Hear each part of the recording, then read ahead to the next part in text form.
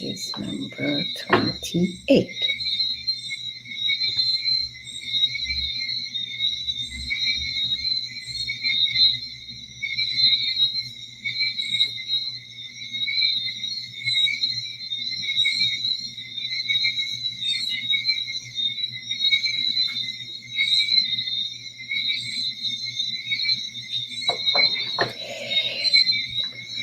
Let me begin by saying good morning.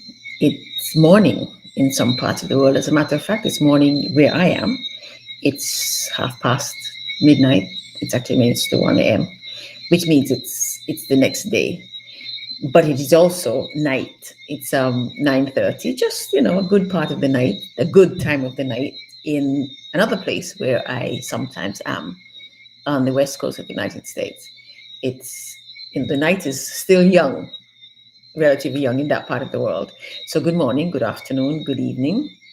This is Shirley Osborne. I'm day number 28 of my 45 days of live programming for the Women's Leadership Circle. And today's Sunday. So it's the end of the weekend and the start of a new work week, sort of a new week. Monday morning is for many people, perhaps even most people, Monday is the beginning of a new work week. It's day one of a 5-6 day work week. Those of us who do 7-day work weeks, well, it's just another day. And what happens a lot with weekends is that we look forward to the weekends in many parts of the world. We look forward to the weekends so that we can go do the things that excite us, that we don't get to do during the week, the things that are sort of outside of work, the personal things. And it occurs to me that also many people on the weekend don't really take time for self. If it's a time for rest, I mean, many religions, either Saturday or Sunday is a day of rest. And so people they go to church, they go to temple, they go to mosque, they go to the Elay, they go to tabernacle, which is part of the reconnecting and being in community that is important for our sense of self, our identity, our well-being even. And so for some people that is real self-care. But there are also many of us who don't do any of these things, don't go to any of these places on the weekends usually. Many of us work. Many of us don't go to our offices, but we work at home. And or we work in the home. We do the housekeeping, the washing, the ironing, the dusting, mopping, sweeping, changing linen, all of that stuff. We go shopping. We get the kids ready, get the children ready for school on Monday, all that kind of thing.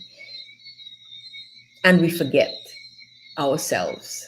We forget that these days, a Saturday or Sunday, is a time when we actually could, and I want to suggest that we should take the time to look out for ourselves, look after ourselves, look after our physical being, our well-being, our mental health.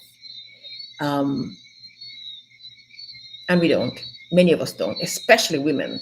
In many cases, men go out to play sports. They're the weekend warriors. They go play football or cricket or basketball. There's a game every weekend, or they go fishing, or they do something that is just them. They hang with the boys. And many women don't. We keep house while they play with the boys. We prepare the house so when they come back from the games, we prepare them to go to the games. We make sure all the kit and the gear are ready. The clothes are, the cricket whites are white, for example. We work and we forget our self-care. And so what I want to talk about tonight is the importance of that. The importance of taking time for ourselves, really not making time, taking time, setting time aside to take care of ourselves, to do some real self-care. And I'm not talking about nails, I'm not talking about manicures and pedicures, I'm talking about deep inner work. I'm talking about setting aside a couple of hours, an afternoon, a morning, an evening, not, half an hour, then you rush out again. We do that during the week all the time. We rush to the bathroom and rush back out because there's a child outside who needs attention, or because, we really have to get back on that call. I want to suggest that on the weekends, I want to recommend, actually, I'm recommending that on the weekends, we actually take the time, give ourselves some time, literally 2, 3, 4 hours. I mean, a morning, get up in the morning early, Saturday or Sunday morning, get up early, give yourselves time. What I do is on Sunday mornings, generally, I get up. Sometimes I get up when I get up. Most times I get up early because I'm an early riser. I love to wake up early. In fact, my mother says I was born early. I was born at 6 o'clock in the morning, literally. So I'm a morning person. And I get up early and I go out to the beach usually, or I go walking in the mountains. I go out and spend time with myself. I take my journal, I take my iPad, I take something to drink, and I sometimes just go walking on the beach for hours, or walk and then sit and walk some more and sit and watch the waves and watch the birds dive and fish and look at the mountains. And when I'm in Montserrat, I go walking on the beach around Bransby Point, where it's the beginning of what they're still calling the exclusion zone, the place where nobody lives anymore. And it's a whole new universe. And I sit there and sometimes do nothing. Sometimes I read, sometimes I write, sometimes I do nothing. Sometimes I listen to music. Sometimes I literally just sit there and watch the fishing boats go by. Because, fishermen, many fisher folk work on Sundays. Or I watch the clouds. I watch the volcano, see what it's doing. And just let things be. I'm not trying to find an answer for anything. I'm not trying to focus on any event or problem I have. I'm anticipating what I actually have current. And literally just sit and let myself be with myself. There's sometimes, like I said, I write, I journal, or I write just sort of, what's in my mind. Or sometimes I'm working on a project that needs some work, and after I've sat for a while, or I walk for a while, the answer comes and I write it down. But I take this time every Sunday morning. The people in my life all know this. Sunday morning, early Sunday morning, from 5-ish, 6 o'clock, until I feel to stop. Sometimes I am ready to go home by 7 o'clock. Sometimes it's 9, 10 o'clock. Depends on what's going on with me. I sit and just feel the breeze. And then the thoughts come and go. I don't try to direct them necessarily. Sometimes they just come, I let them come and go. There are times when I go walking in the mountain. There are times when I sleep in. I say, no, I'm not moving this morning. I'm just going to lie down until I feel like getting up. That is what I mean. Just give yourself some time. You don't have to rush. You don't have to do anything in particular. You're spending time with you, just sitting in silence, being alone. Solitude, being in solitude is such an empowering thing. I know that during the height of the COVID crisis, many people are having a really hard time. And although I do understand that happens because many people are really so lonely, it's not about solitude, it's about loneliness. And when we are lonely even in groups. So imagine what it feels like when you can't be in a group. You don't have this buffer, this thing that allows you to pretend that you are not lonely, or that gets you through the lonely moments, or that distracts you from the lonely moments. So you're stuck at home. We were stuck at home for weeks and months, some of us, not allowed to move around. And I know even in Shanghai, for example, that is still very much the case. It's changing again, but that's still very much the case. People are not allowed to be moving around freely. And so we're not around people. So we're not seeing people and talking to people and engaging with people and ignoring ourselves. We're having to sit with ourselves.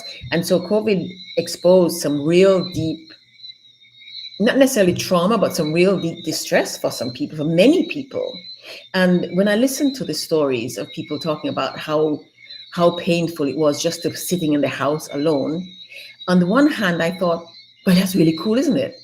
On the other hand, I recognize that it was a problem for some people. And then also recognize that it's okay. Even for me, after a while, it begins to be a bit much. But I'm also very much aware that the deep inner reason for many, many people is that they're just not used to being alone, to hearing their own thoughts, processing their own thoughts and feelings, their own, not other people's, not their response to other people's, not what they feel because somebody said or did something, but thinking about their own thoughts, what's going on in their minds, what's coming up for them, what is ask challenging them to question, what is calling questions into their minds, what is having them, what is literally forcing them to find answers or fight the answers, resist the answers. And part of what happens when part of what causes the distress is those questions that do come up that we don't want to answer, the thoughts that come that we don't want. For example, this last year has been a pretty rough one. My mom died a little over a year ago, a year and a half ago, actually. And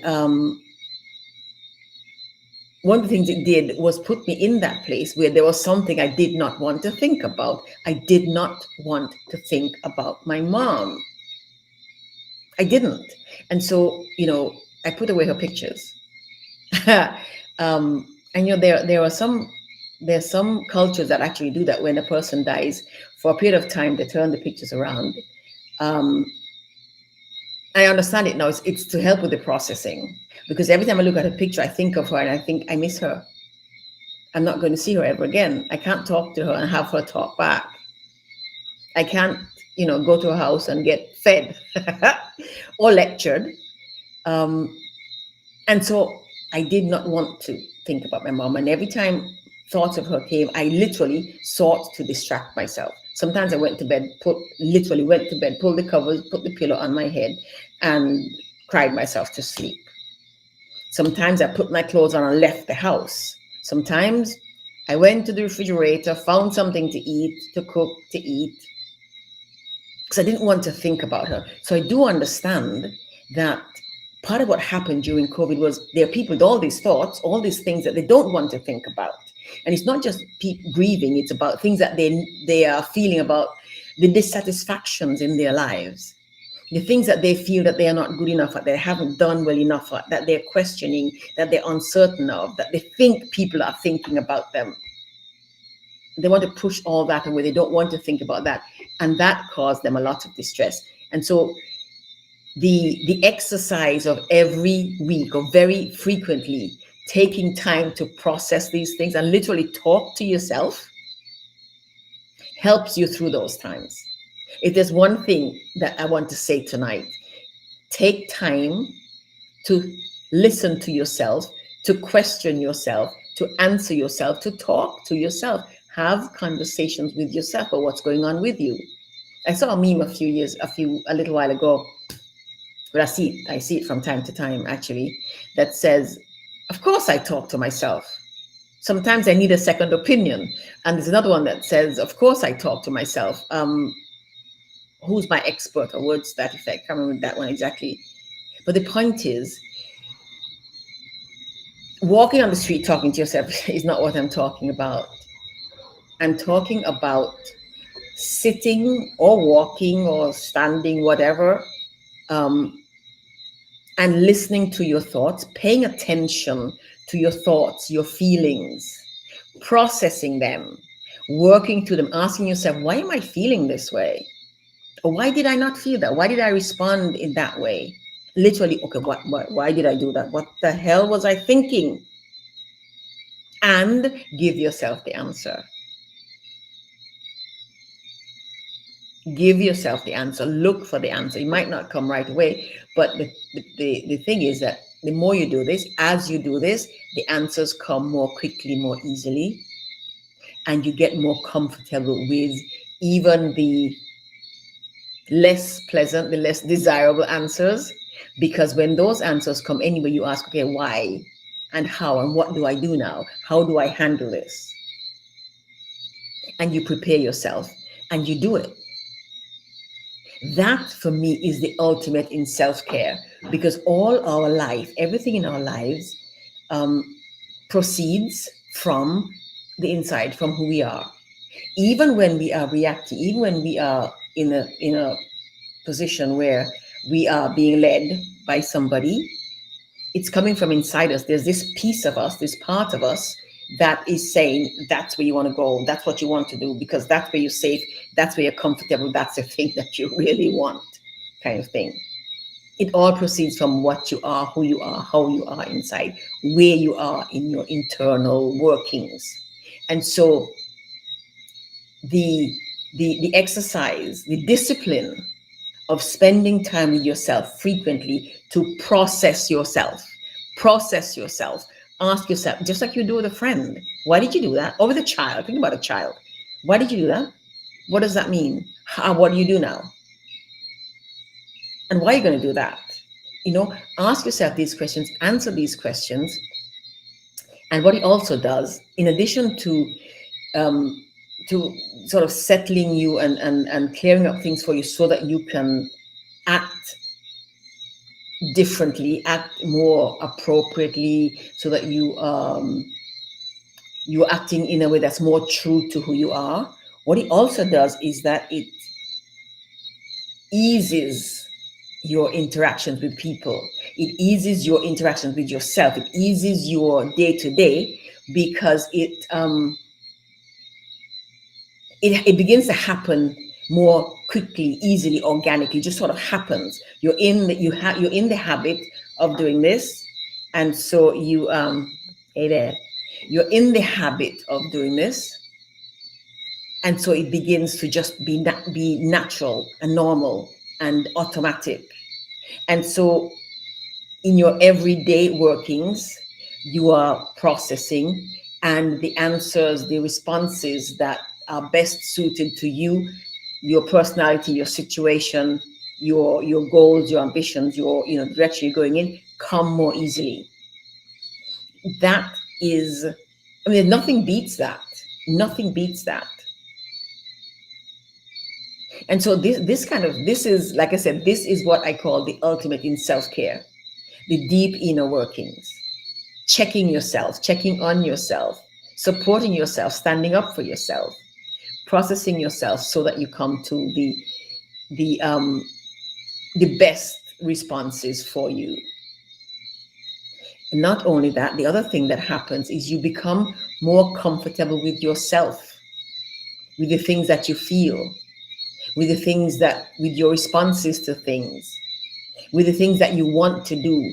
You become more confident, more comfortable, because after a while, what comes up most is the right answer, the best answer, the answer that's good for you. Your brain works that way, your spirit works that way. It works its way through the things, and it gets to the right answer, the best answer, the better approach more quickly.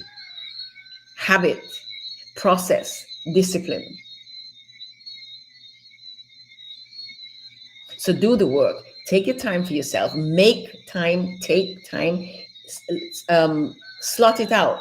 Make sure the people around you know. And the people around you will also benefit from this. They might not think so right away, but when the enhancements show up in how you are with them, they'll understand. You create a better relationship with yourself, and as a result, create better relationships with other people, with the people in your life. That is how it works. That is precisely how it works. As your inner workings, as your inner being is strengthened, is reinforced, is opened up, and the more beautiful, more powerful parts of you show up, everybody benefits. Everybody benefits. So that's what I want to say to you this Sunday night. This week, take some time, make some time for yourself. Schedule it for next weekend, or if you can do, I mean, sometimes on a Thursday night, I mean, you hear women talk about this quite a lot, shampoo night, the night where they do their hair, and they have to wash their hair and shampoo, and it takes 3-4 hours, and that's what they do on a Thursday night, and nothing gets in the way of that. I'm suggesting you go deeper than the shampoo and the manicure. Take time to go inside yourself. Take the time, slot out some time this week. And like I said, not half an hour, not an hour that you have to, I need, no. Do it at a time when you know you can do it until you feel like stopping. What will also happen is that the more you do this, the shorter will those times come. It's, when you're in deep, when something important, something significant is going on in your life, you might need a whole day, but you'll find that you process more easily. And so, I go to the beach sometimes on a Sunday morning, and I'm sure I'm going to be there for the whole day because, God, that's how I feel. This week has been really rough. And there's this thing, and I go to the beach and I think I'm going to be there all morning. And then a couple of hours, okay, it's clear. I've cleared up. It's not that I know what I'm going to do necessarily, but I found the clarity. I found the calm, the opening, the space, and I can just get back into my life. And I know I have the confidence to take the next step, to keep going. Self-care for this week is time for yourself. Block out an evening, a morning, your choice, an afternoon, but give yourself time. And the mornings and evenings are best, I think, because you wake up in the morning and you just go. Or you slot yourself in the evening, and then everybody's going to be going to bed anyway, so you can go until midnight or 2 o'clock in the morning if you want to. But don't rush yourself. Begin by giving yourself all the time you need, and then you will find that you need less time to open up, to see yourself, to be yourself, and guess what? To love yourself more deeply. To love yourself more deeply, which is what this is all about fundamentally. Yes? So have yourselves a lovely, lovely week. Tomorrow we start the new week in which we're actually doing some other kinds of work. This week I have a couple of people coming in to join me to talk about some things. One woman with a really, really powerful, interesting story of survival and resilience and just getting through and working your way through.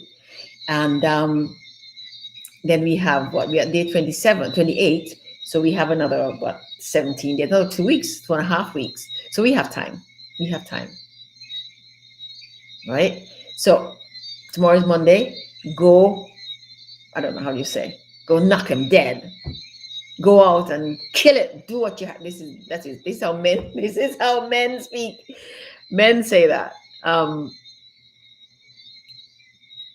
Okay, go out and just do and be, girl. Go do, go be. Have yourselves a lovely, lovely week. Take good care.